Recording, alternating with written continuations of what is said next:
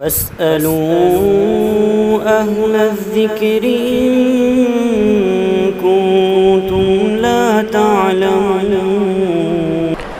جلد شادی کے لیے کوئی وظیفہ بتلا دیجئے، میری عمر نکلی جا رہی ہے اور مناسب رشتہ نہیں مل رہا ہے، اس کے لیے کوئی وظیفہ یا عمل ہو تو بتلا دیجئے۔ بسم اللہ الرحمن الرحیم۔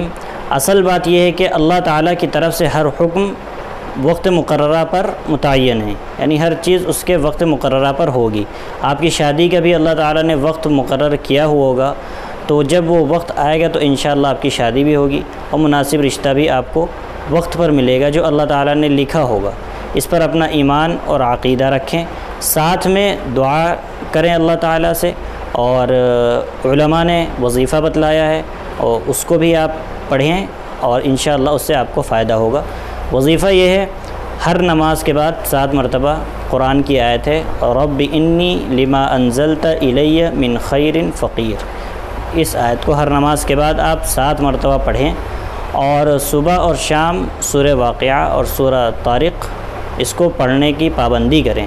اور ایک اور وظیفہ علماء نے لکھا ہے کہ ہر نماز کے بعد سورہ قریش 3 مرتبہ پڑھیں، اول اور آخر میں درود شریف پڑھیں 3 مرتبہ، اور اس کی پابندی کریں۔